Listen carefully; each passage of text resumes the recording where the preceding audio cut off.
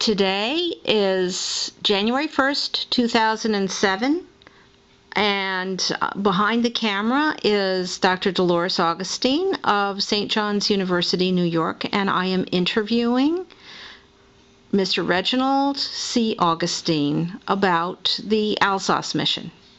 So go ahead. You can start talking to us about what you did on the Alsace mission.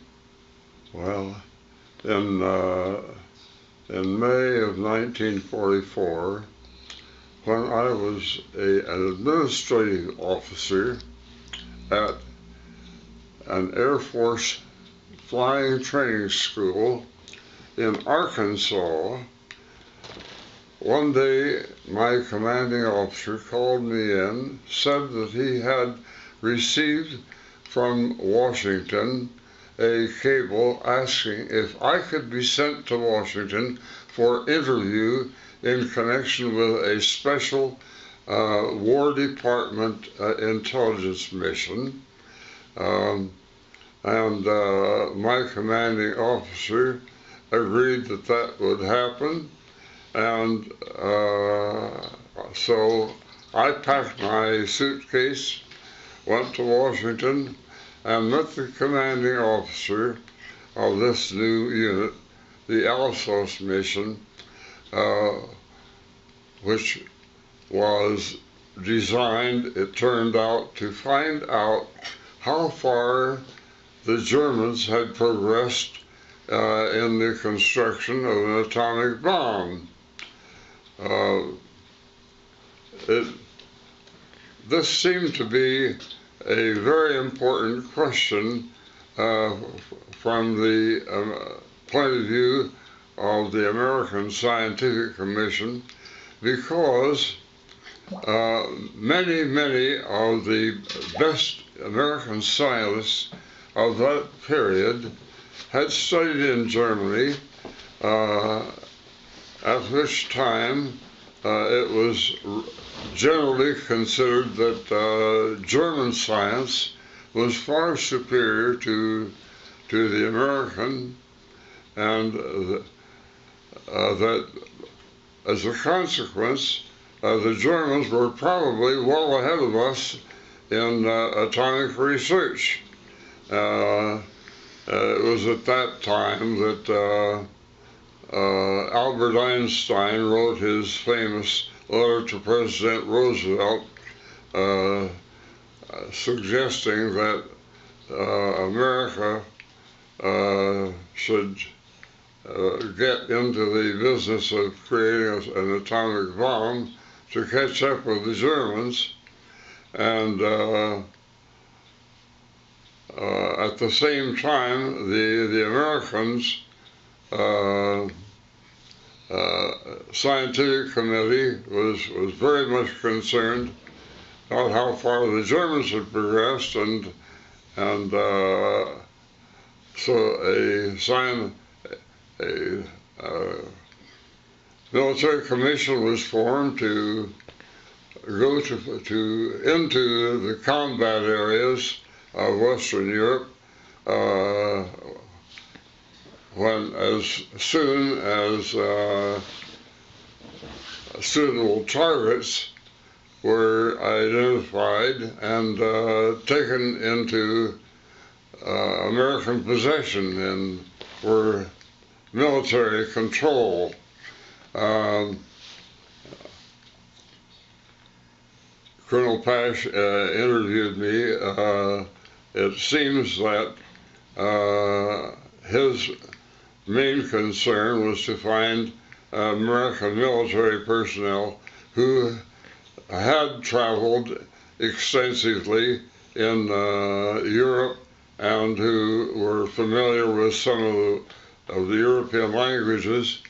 And since I had spent about 4 of the last 5 years, let's say 4 of the preceding 5 years, in Europe and North Africa, and spoke serviceable French and German, that I was a suitable candidate for this position that he wanted to fulfill. And after he had talked with me for a day or so, he decided I was the man. And so for the rest of World War II, that was the organization to which I was assigned and where I did most of my work.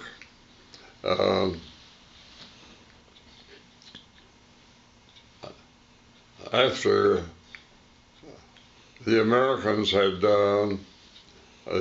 troops had landed in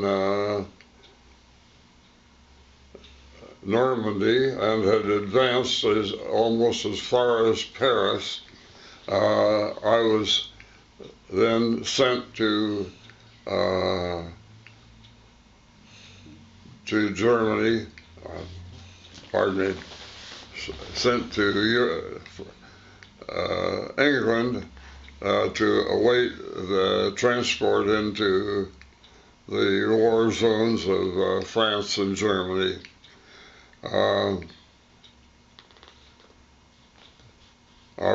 It seems that our first target was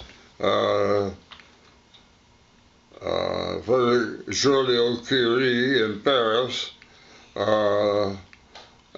but he was unable to shed much light on the German atomic research. Had he collaborated with the Nazis? And there is no evidence that he had collaborated or had been asked to collaborate with. And so basically he just didn't know anything. He was out of the loop because he was just a scientist working for a defeated that's right. country. That's right. And but before we made our next move, Colonel Pash received from Washington a cable saying that Washington had information on the location of considerable quantities of uranium ore in Belgium, and asked Colonel Pash to pursue that lead. So one day, now Belgium at that time was under British Army control, to the extent that it had been, the Germans had been rolled back. And so we formed a part of a convoy that went into Brussels and Antwerp for the purpose of tracking down this the atomic ore that they had spoken of. My role in this was simply as a translator and questioner of the French-speaking Belgian authorities at that time. Fighting was still going on in Antwerp at that time, and so when we went to the installation where the atomic material was stored, there were mortar shells flying overhead between the Germans on the other side of the Albert Canal and the Americans to the rear of the factory where we were sitting. So we cut it short, but did identify large quantities which eventually were picked up by the British and Americans and shipped to the United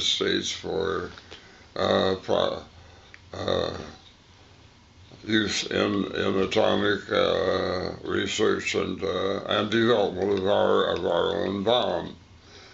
But at the same time, we found that there were 6 carloads of atomic material that had been shipped from Belgium when the Germans conquered that country in 1940 and had been shipped somewhere into the south of France. And so our next problem was to form a little mission to go down into the south of France, locate that material, and also make it available to the American bomb production, atomic bomb production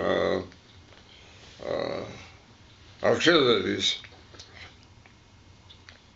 So there were a half a dozen or so of us with 2 or 3 jeeps, drivers, and we were accompanied by a major advance of the Manhattan Project, that is the American atomic research,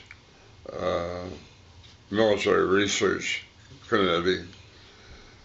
And can I just ask which of the Allies was occupying southern France? At that time, the south of France was essentially a no man's land. It was occupied by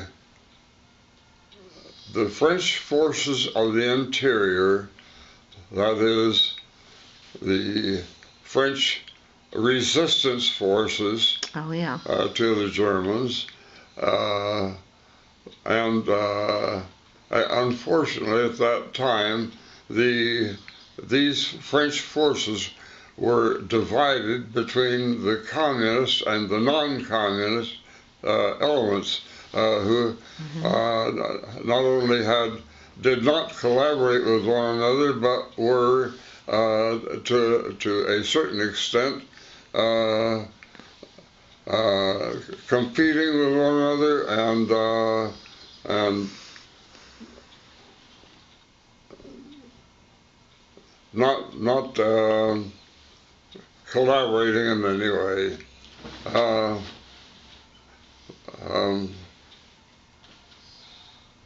Our instructions were, first of all, to go to a certain chateau in the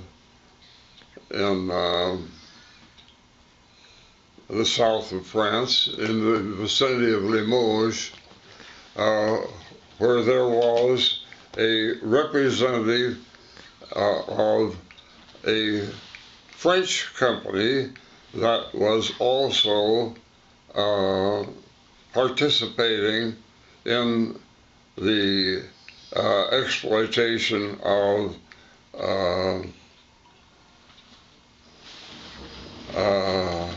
uranium ore from the Belgian Congo, and he, from that point on, assisted us in our research, in our search for the missing uranium.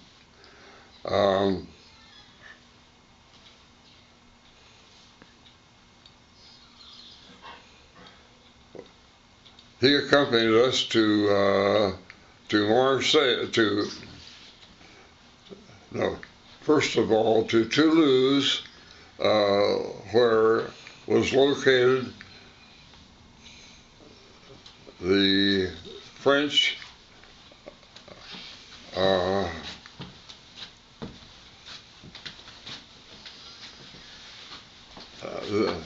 French facilities where their atomic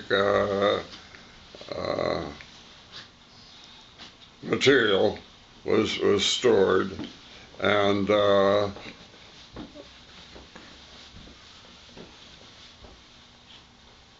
we entered the factory there. Colonel Major Vance of the Manhattan Project and I located some barrels that were suspicious. Major Vance had a Geiger counter, determined that there was atomic material located in those barrels. It turned out that there were about 85 barrels of that material.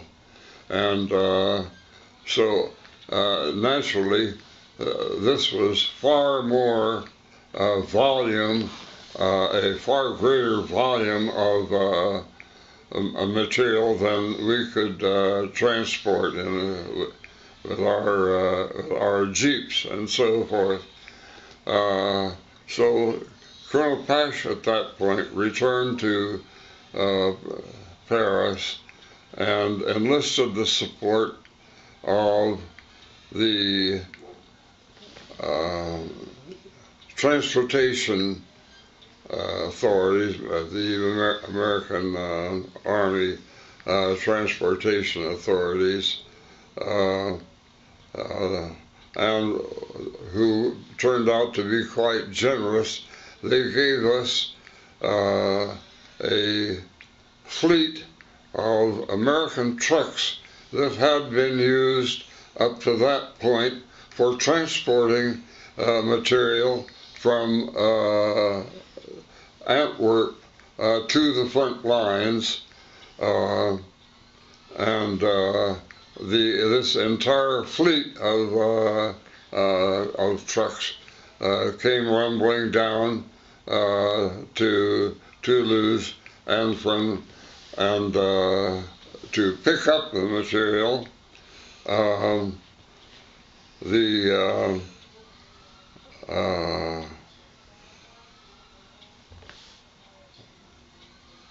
officer in charge, the French officer in charge of the factory there, was a bit reluctant, but Colonel Pash, as a bluff, had some of our troops sitting with their weapons clearly in view just outside the door, and the French officer reluctantly said, "Go ahead,"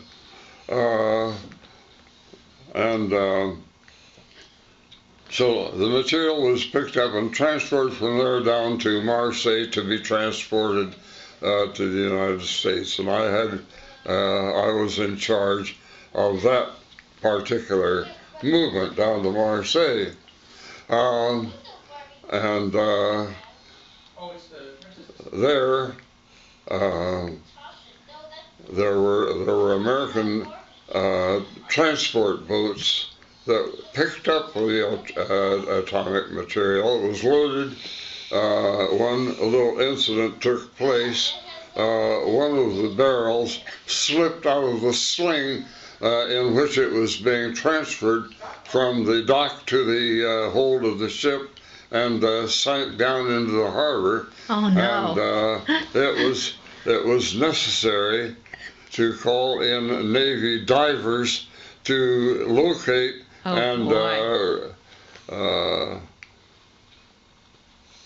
but they were able to do so? And they were able to do so.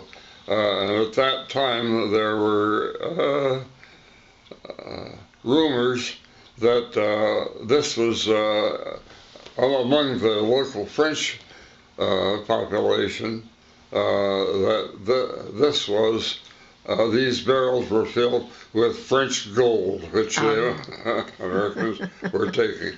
But we were just as happy that we would rather have them believe it was gold than that it was atomic ore, because we did not want to, at any point, to highlight the importance of the material that we're taking. So I was designated as officer to accompany the American merchant fleet that carried this material back to the United States, and make sure that it came into the hands of the Manhattan Project. And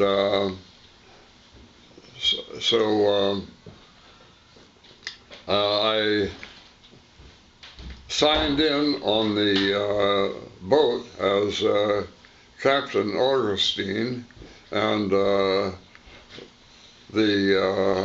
was in the same boat as the admiral in charge of the whole convoy, and so to my surprise, at dinner that night, I found myself in the captain's dining room and very near to the admiral himself, and the conversation that ensued made it clear to everybody present that I was not a naval captain, which would be the same grade as an Army colonel, but I was an Army captain, which was about the same as a Navy lieutenant, second grade. And so at that point, why my stock went down faster than that barrel went down in the harbor of Marseille. So the next night after that, I found myself in the dining room of the lower naval officers, the lieutenants, the ensigns, and so forth. But it was a much more congenial group so far as I was concerned, and from that point on, the whole trip was a succession of evening bridge games with the naval officers, and daytime perusing of their extensive shipboard library. When we arrived in Boston, who was there from the Manhattan Project to meet me but Colonel Dance, who had flown on back to the United States, and since he and I knew one another, why it was the easiest transfer that could have been imagined. So when I returned to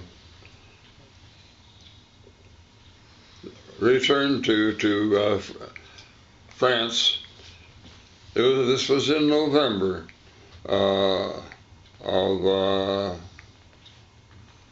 November and December of 1944, and during this time, the front lines had stabilized along the Rhine River and remained stabilized for a period of 3 months.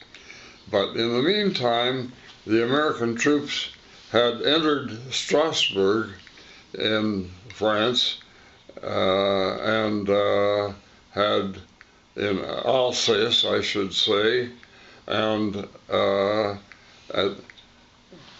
was a German research organization connected with a hospital in Strasbourg,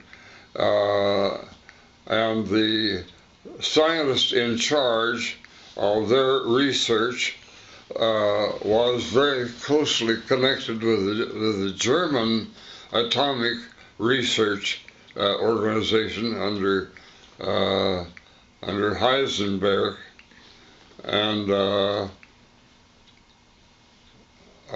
it was at this point, in perusing his correspondence with the research center in Germany, that our scientists concluded that the Germans not only did not have an atomic bomb, were not likely ever to have one because they were on the wrong track.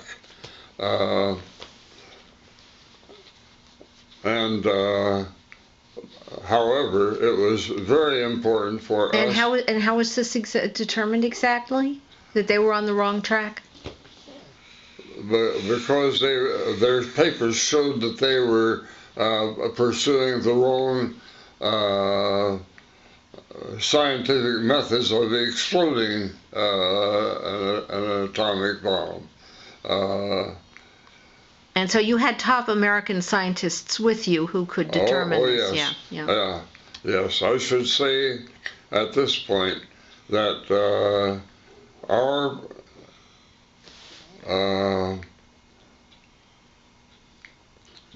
mission as American military officers at this time was to accompany the American scientists, make sure that they were provided housing and were properly fed, and transportation from one point to another, physical protection, security, and so forth. So that our general pattern of action was to move into an area where there was some sort of a target in the form of an installation with its documents and papers and so forth, and the personnel, and exploit so that our science could exploit this material, the information that was available through interrogating the personnel that we came to. And it was through this means that, let's say, our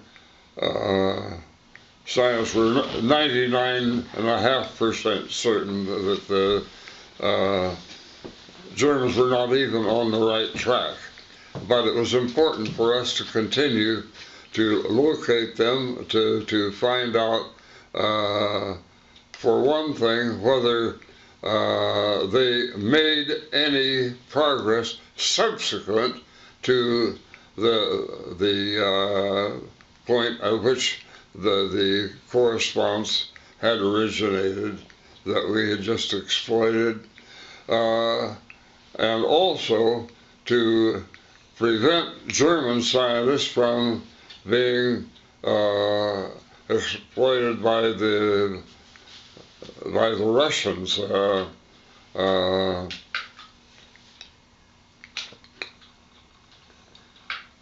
About how many men did you have under you? Well, we had, I would say that Colonel Pash had military personnel amounting to about 35, 40 personnel, and we had at one time or another an equal number of American scientists, but the American scientists, some of them were permanently assigned to our mission and remained with us the entire time that we were in Europe, whereas other scientists were what you might call visiting scientists who came on specific missions to find out what was being progressed. Another point I should make is that our Alsace mission was called the War Department Scientific Intelligence Mission, and it was assigned all sorts of additional missions in order to cover up the atomic element of it. So we found ourselves with people who were interested in German Air Force research, in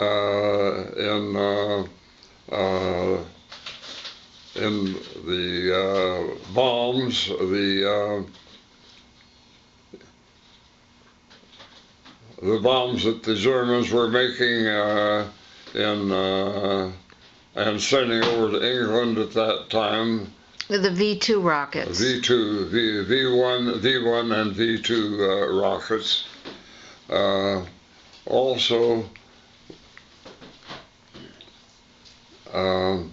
we had an oil shale man who was interested in German research on the production of gasoline from, or I should say, motor fuel from oil shale, so forth. We had several doctors who were interested in wartime research that the Germans making, especially with Russian prisoners. And also chemical weapons, right? Biological weapons. Also chemical weapons, yes, by all means. But all this, I should repeat, this was all cover-up to hide the fact that we were interested in the atomic bomb. One of our number one objectives was to keep anyone, the French, the Russians,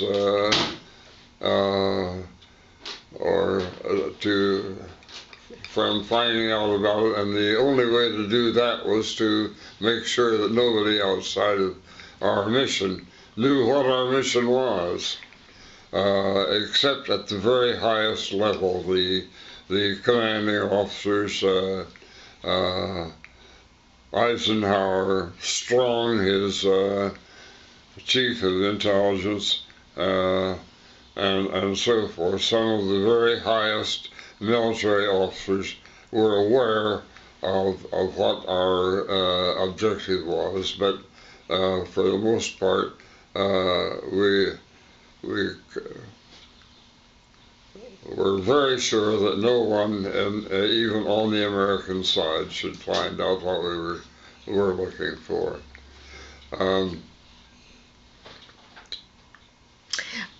Well, and what was the U.S. government going to do with the information about the German atomic program?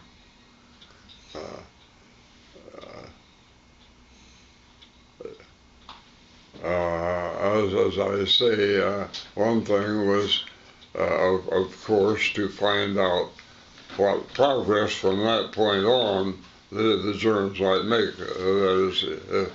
Well, presumably it was to find out whether the Germans would, at the very end of the war, be able to use an atomic weapon against the Allies? Oh, yes. That must have been the chief goal, right? Oh, yes. Oh, by all means. Yeah. By all means.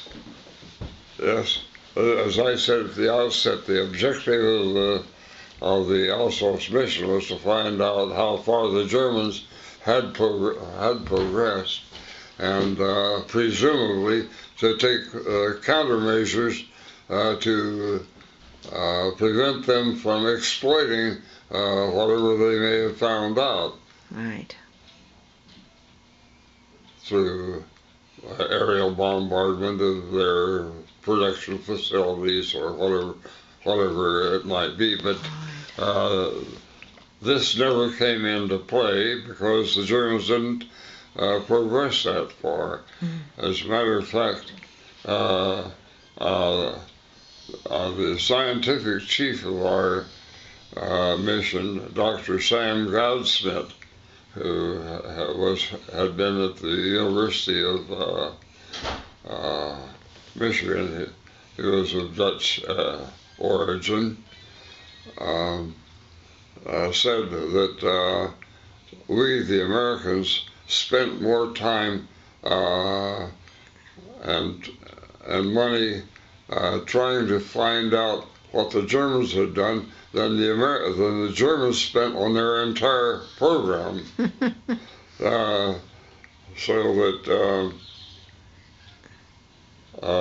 But this only came clearly into view the deeper we got into the research facilities. So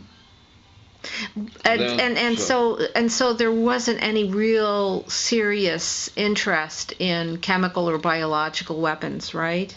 Is that correct? That there was not the thought, oh, the Germans might deploy chemical or biological weapons in an attempt to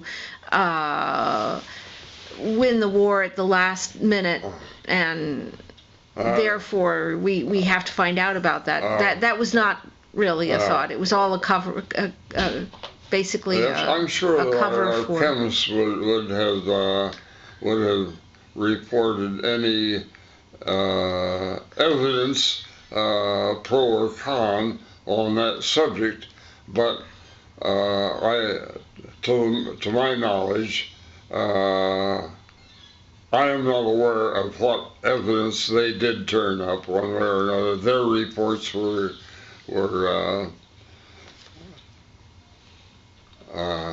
of course, secret as far as we were concerned. Right. Just as ours were secret as far as they were concerned. Right. So in other words, you weren't involved in the search for chemical or biological weapons, no. But there were others in the Alsace mission who were. All we did was, however, we provided them with food, lodging, transportation, and so forth, just the same as we did for those of our scientists who were primarily concerned with the atomic research. That's we treated them all the same in that respect.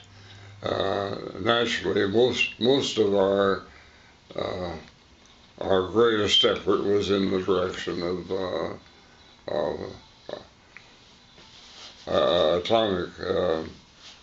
German atomic activity. Right.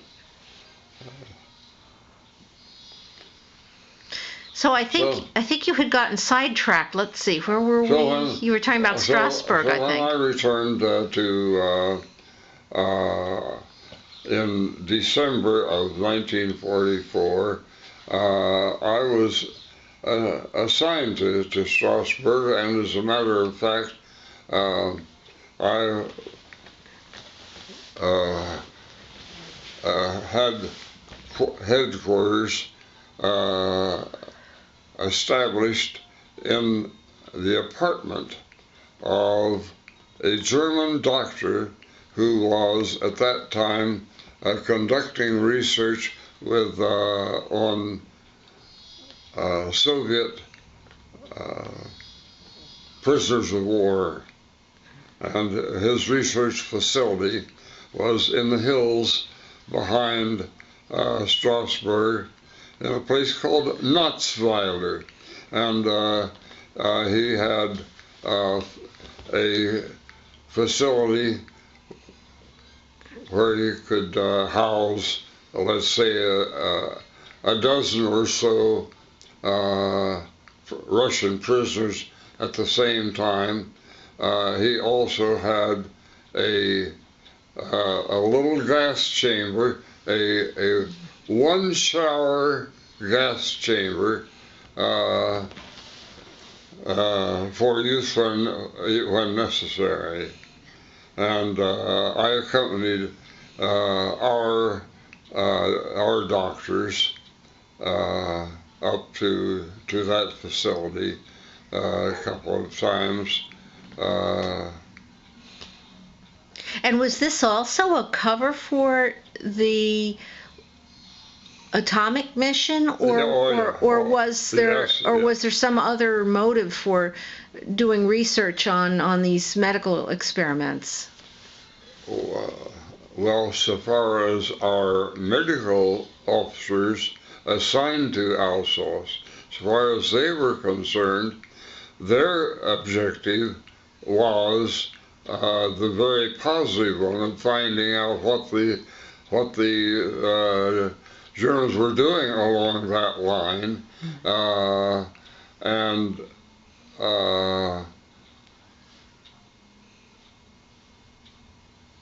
just as our main objective was atomic research, I think they were as serious.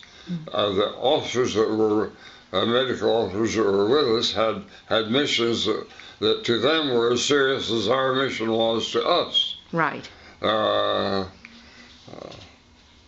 To put it simply,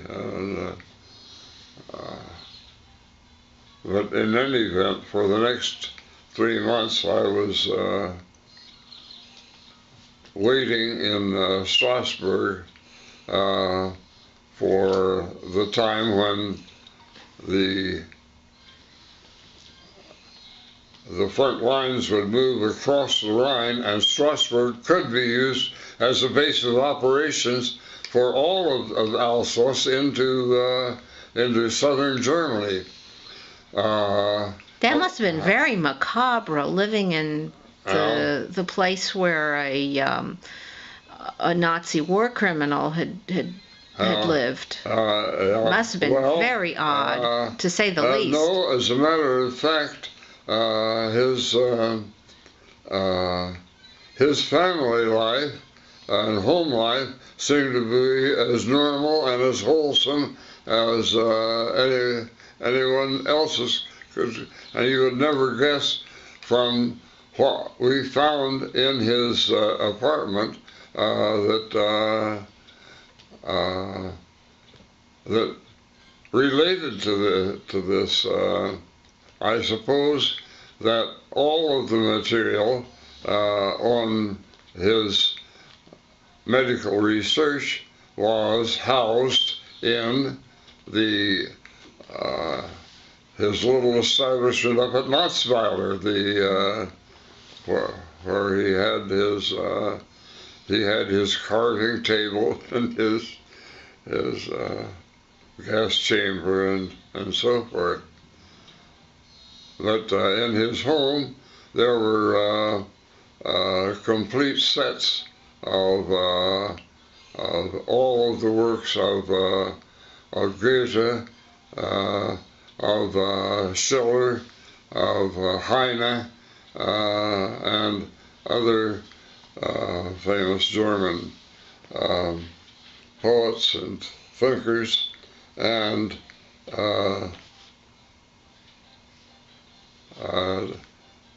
that was I would say the major act of liberation that I personally conducted during the war. I sent all of those books back, and they are in my library right at this moment.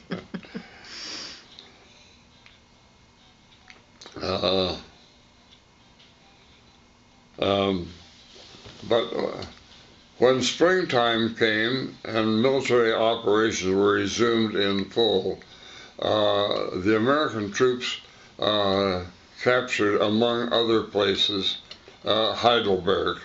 And Heidelberg was a much more suitable place than Strasbourg for conducting research. For one thing, Heidelberg was one of the few German towns that was untouched. It was a university town, did not constitute a military target, and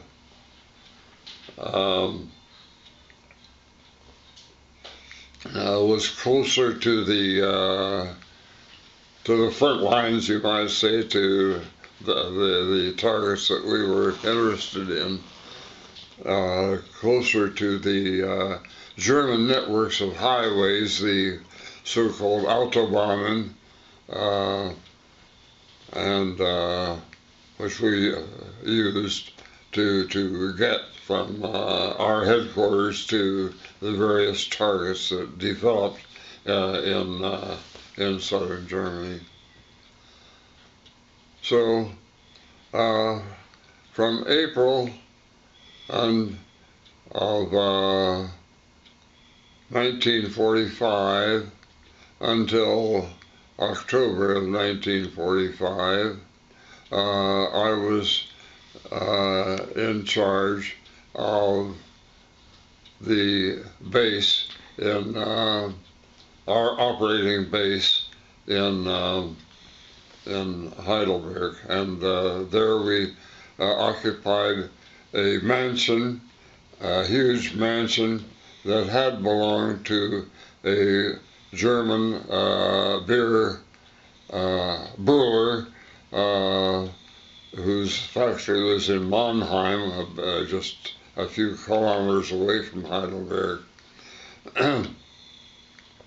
And we had plenty of room in that mansion to house dozens and dozens of people at the same time.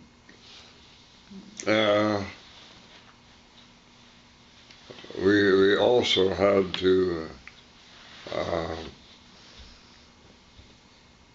naturally house our own military personnel, and for that purpose I had to go out into the neighborhood and requisition German housing, which was no mean task in itself, because every house seemed to be stuffed with refugees from various parts of Germany who had fled from the front lines, and most of the people were either elderly or children. The able-bodied men, of course, were out on the front. So it was women, children, and the elderly that lived in these houses.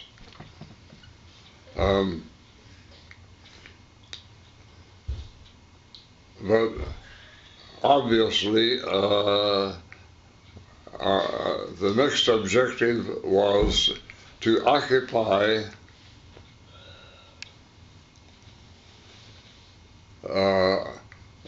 the German atomic research facilities, which in the meantime we had found out were located in the area of Tailfingen, to in the southern part of the German state of Württemberg,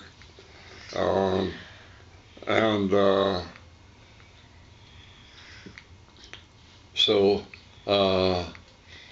as soon as American and French troops had pushed back the Germans and had occupied the area where those were located, why it became our objective to go into their research facilities, find out exactly what they were doing, and to round up their personnel to make sure that they were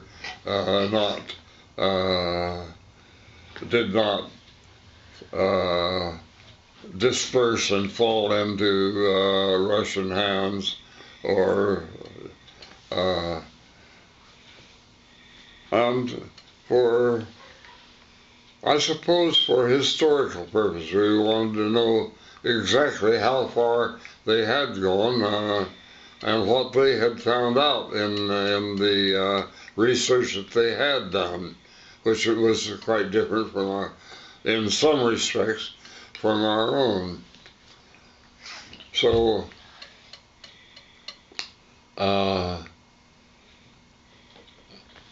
when Tailfingen and the surrounding towns had been liberated,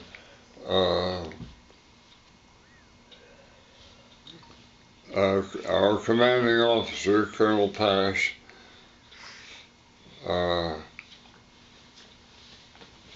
with a small group of well-armed American GIs who were attached to our mission, made sure that it was safe, and in the meantime, he asked me to bring the American scientists up into that area so that they could perform their task of interrogation and exploitation of these targets.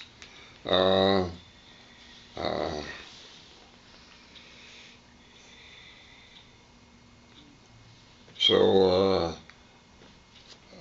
I was not present with this forward element that had militarily occupied the facilities that we wanted to research, but I formed a little convoy and brought a dozen or so American scientists up into that area, and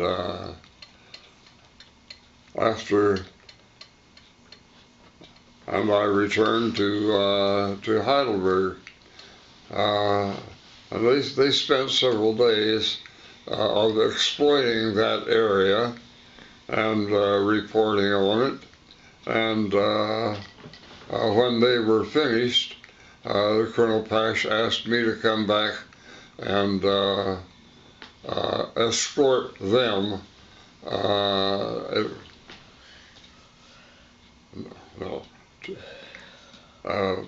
Asked me to escort the German atomic scientists whom we had captured. There were perhaps a dozen. I've forgotten exactly how many there were, but these were the top people in German atomic research. And since we would have to take them back to American headquarters in Frankfurt am Main, and would have to travel through French-occupied territory to do so, Colonel Pash arranged for me to have a battalion of combat engineers accompany our little convoy of scientists who, so that to any outsider the movement would appear to be a simple movement of American military personnel, and to which no Frenchman could raise any objection. So I successfully escorted them back to Frankfurt. There was no attempt to interfere in any way on the part of anyone in that little movement. And what were your... Then from there, of course, they were moved up into England and were housed for interrogation in England. Yeah, and that's at Farm Hall. farm Right. hall. Yes, Yes. yes. And What were your orders? What would have happened if you had run into any resistance on the part of the French? I was under orders to go through. Yeah. Okay, that's pretty clear. I've sometimes speculated just what might have happened, but it's there's you have no way of knowing exactly how such a situation would arise, and no, as a consequence, no point in trying to plan what you would do. Right.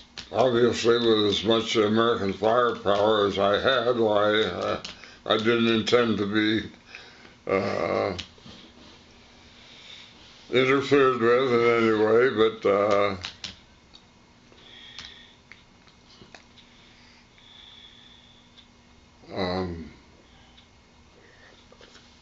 so from that point on, there were a few other German scientists located, some in Hamburg, some in Bavaria, some fairly important people. Heisenberg, for example, himself, the leading German atomic scientist in this mission, who was in a mountain retreat in Bavaria and had to be tracked down individually, and I had no part in that. So. But did you ever meet Heisenberg? I never met Heisenberg. And you never saw him either? No, I saw all these others, Professor Hahn, and oh, yes. who was the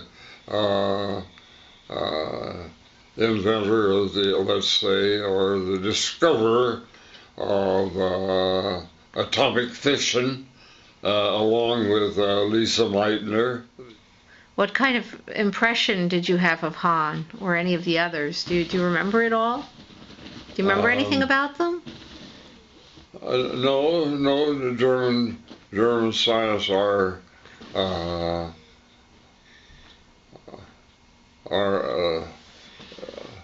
very, let's say, a very weighty group, intellectually and to a certain extent socially. And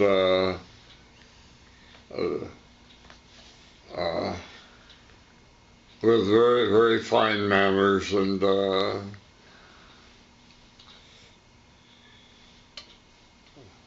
I had very little contact with them.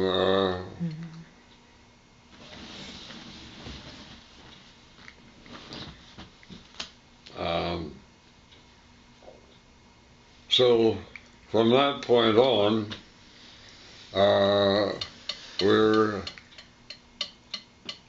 now getting toward the time of the German surrender, and I was not on any important mission until sometime later.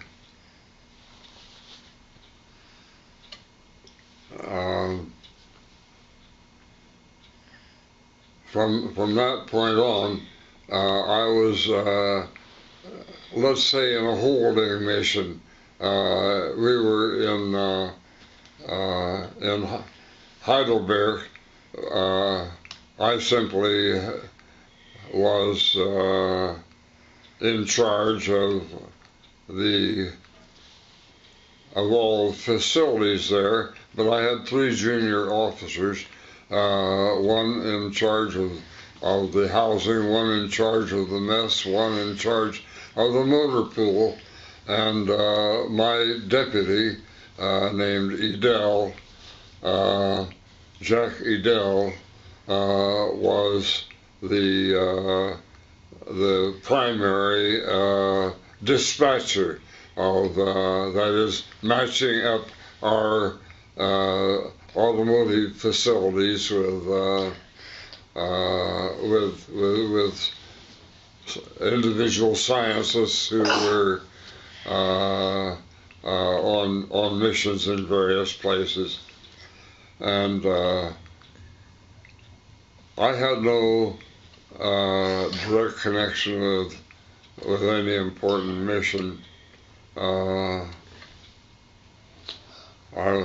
except to go down to Munich when it was captured, and I established a headquarters down there, and I remained there for a week or so to make sure that it was operating all right. But then another officer was sent in to take care of that so that I could get back to Heidelberg. And it was not until August that I got on a final mission, and this was a rather interesting one. Colonel Pash received a cable from Washington saying that the world atomic standards, which had been developed by the Curies but had been conquered or had been confiscated by the Germans when they occupied Paris, and had been removed to a German research facility in what is now, what later became Eastern Germany, and the Americans had initially occupied this particular part of Germany, but through corrections that were made in the line of division, it ultimately fell into the Soviet zone of occupation. And so in order that these atomic standards would not, they were the standards by which all other atomic standards were worldwide were measured. They were in order that these standards should not fall into the Soviet hands, but should be in the hands of the Americans and the English. Colonel Pash called one day and said, he called I think about 4 o'clock in the afternoon, and it said that by 6 o'clock he wanted a fleet of jeeps ready with so many drivers, so much gasoline. At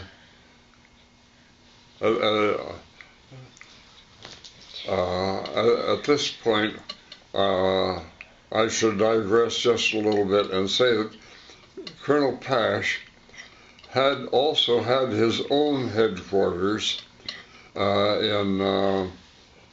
in Heidelberg, on the other side of the Neckar River from where my the headquarters were. Naturally, when Colonel Pash wanted to, he could step in at any time and take charge of any action that he thought appropriate. But for normal day-to-day actions, he did not want to become involved in that. He wanted me and Jack Liddell to handle the normal facilities. So, but Colonel Pash had a half a dozen So you were sort of Colonel Pash's right-hand man, is that right? No, I'd say his two right-hand men were Colonel Ekman, who was in charge of the Paris office and remained in the Paris office during the entire during the duration of our mission into Germany.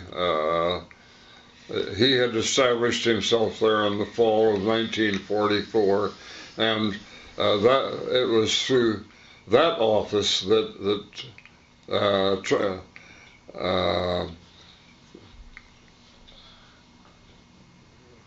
correspondence from Washington passed and was held, and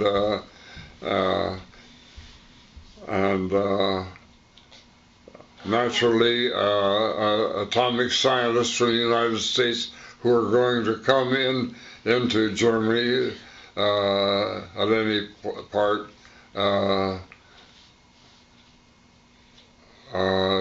first of all went to Paris and then were processed there for coming forward into Germany. I should also say that there was a headquarters similar to mine, which was headquarters in Göttingen, somewhat farther north in Germany, and it was commanded by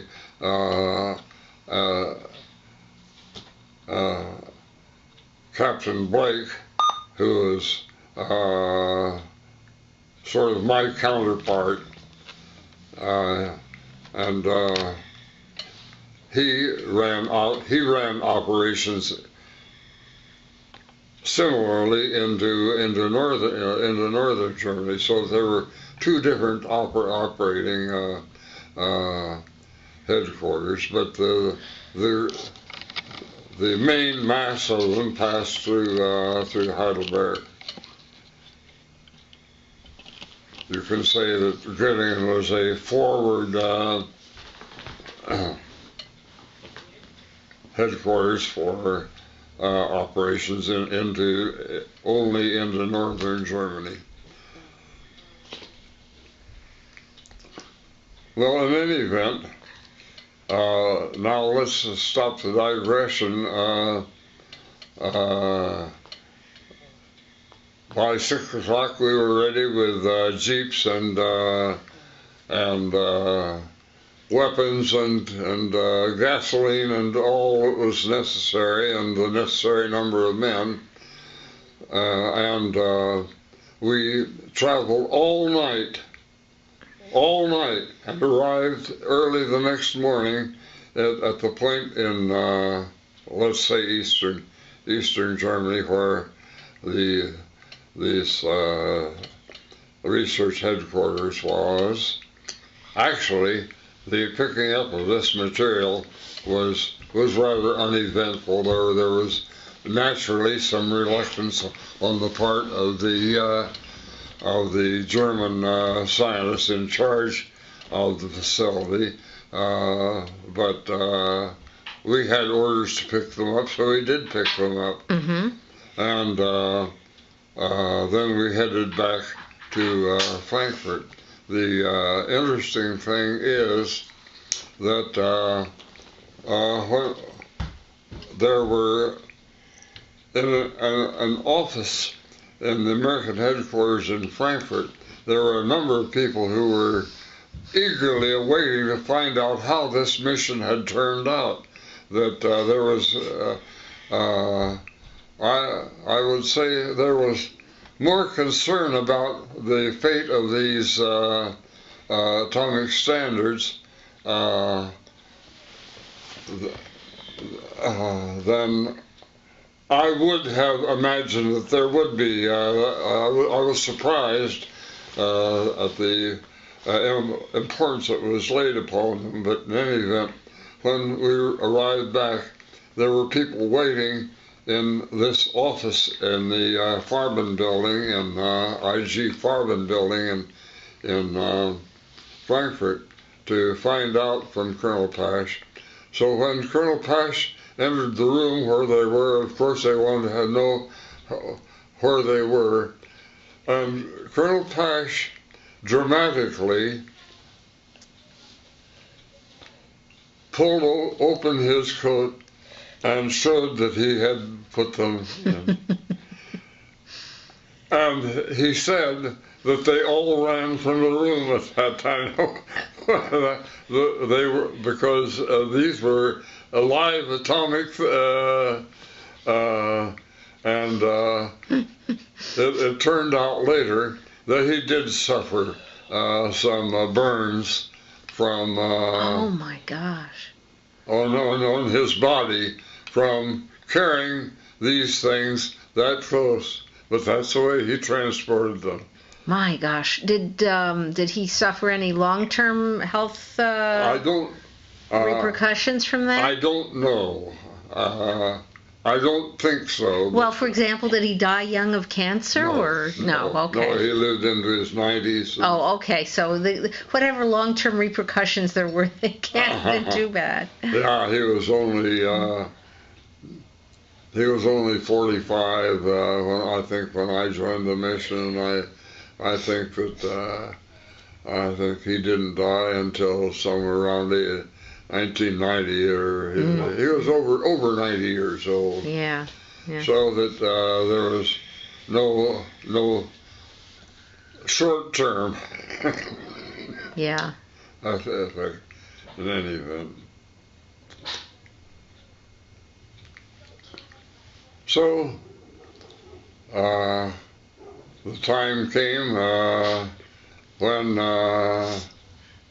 our mission began to phase out, and our personnel was classified, as all American personnel was classified, for further assignment. Those who had had so many points. A person could get points, so many points for so many months, the number of months spent in the Army, so many more points from time overseas, so many more points from combat exposure, and so forth. So it was at that time that I was classified as somebody ready for discharge from the Army, and so we returned to Washington. I was processed out of Washington, and subsequently went up to the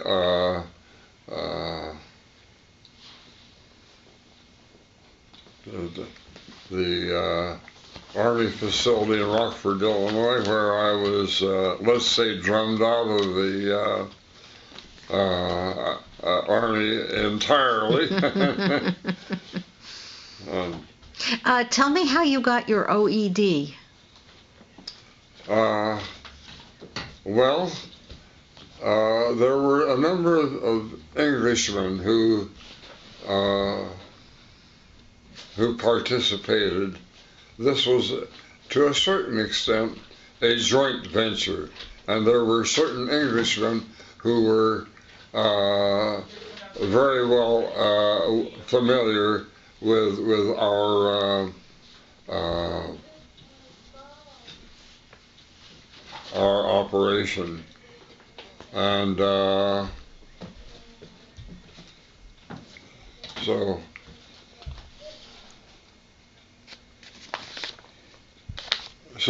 when the British were dealing out memberships in the Order of the British Empire, they included Americans who were also in this joint venture, you might say. To what extent that that policy was carried out across the board, I don't know.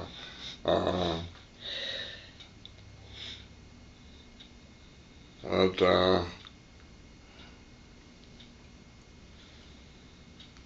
and how did you come to get a Bronze Star, an American Bronze Star? Yes, Colonel. I think Colonel Pash simply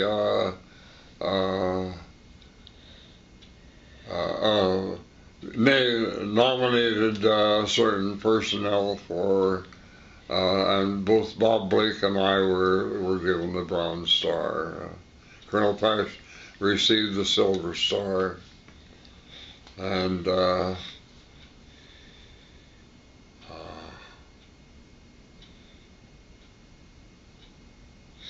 yes, I could have mentioned that when I was in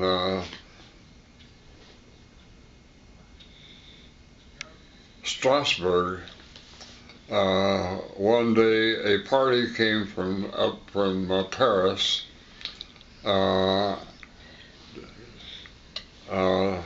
to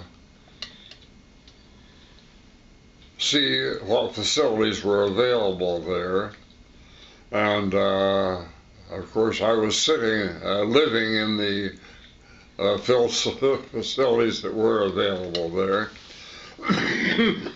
and there was a British general among those who came forward, and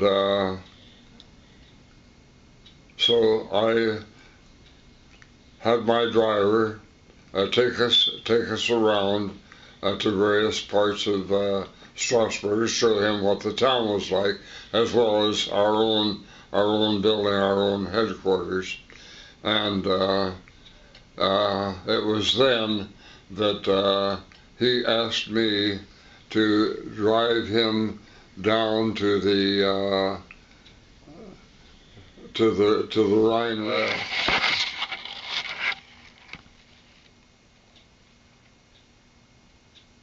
And this was, for the most part, simply counter battery fire, which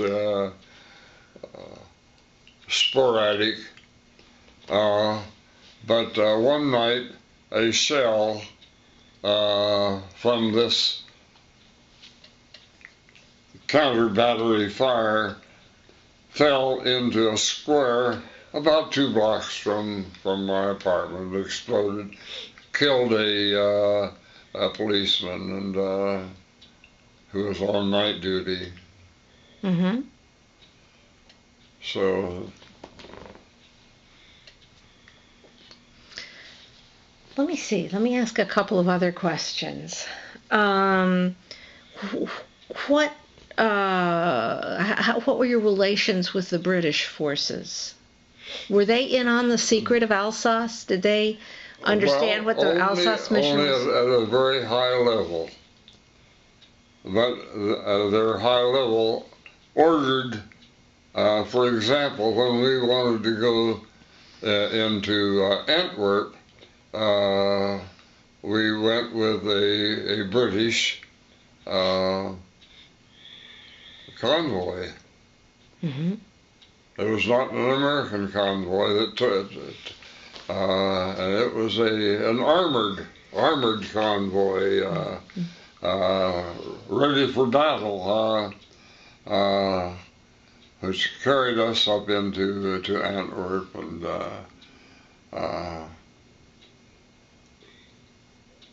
that is, accompanied us. We had our own transportation, but we were mingled with this British.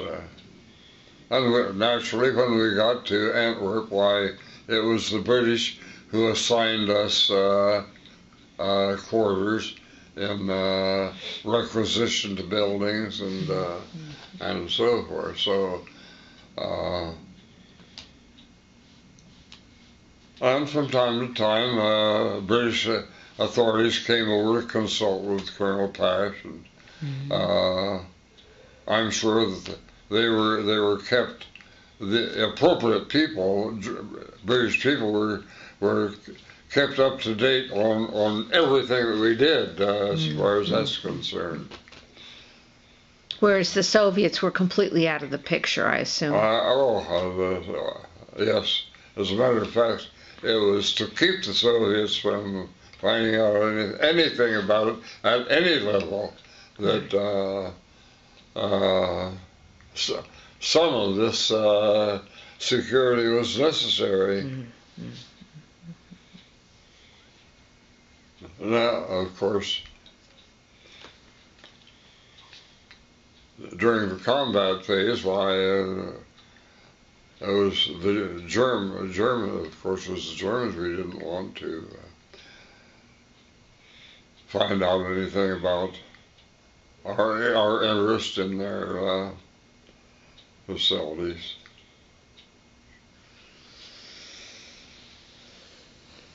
And tell me something about Colonel Pash. Well, Colonel Pash was a very interesting fellow. He was the son of a Russian Orthodox archbishop. He was the archbishop in the United States, and I met him in New York, but he spoke only Russian.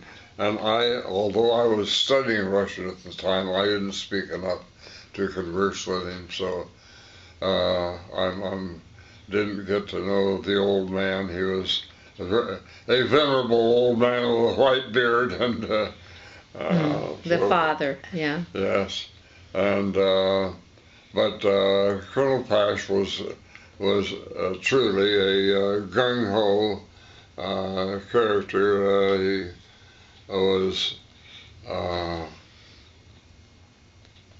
little bit impetuous. I wouldn't say that he was really rash, and he took the precautions that he could, but he didn't hesitate to go into the very front lines with a weapon, and when it was necessary to occupy buildings, let's say, that were under questionable control at the time. Right. But he was very much concerned about his people. He was the kind of officer who made sure that the troops under him were well taken care of. He enjoyed the company of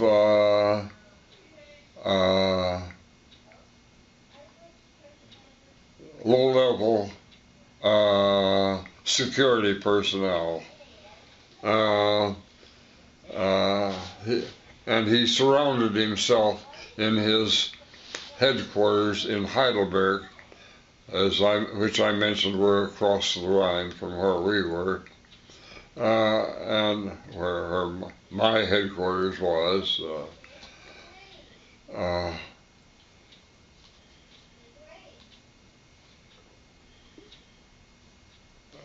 And he didn't interfere with what I was doing. Now, he had under him not only Colonel Ekman in Paris, but also a Lieutenant Colonel Ham,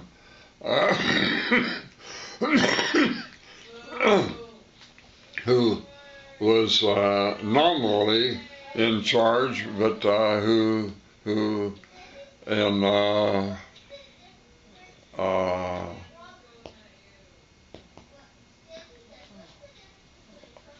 in Heidelberg, but who very seldom showed up, and he was often in Paris. And I was never sure just just what Colonel Pash's orders to Colonel Ham might have been. But I didn't care. If Colonel Ham wanted to issue an order to me, obviously he was my superior, and I would be glad to do it. But he didn't interest himself in the day-to-day operation, the mess, the housing, the motor pool, and all that sort of thing. And after I must confess that I myself delegated as much as I could to these junior officers, and just kept a finger on what was going on, and made any. Of course, I sat at my desk regular hours. I had regular office hours during the day, and Edel, my deputy, had a desk pushed right up against it so that we could confer on any question that came up. But we dealt between us with all of the details of operating that headquarters, that office.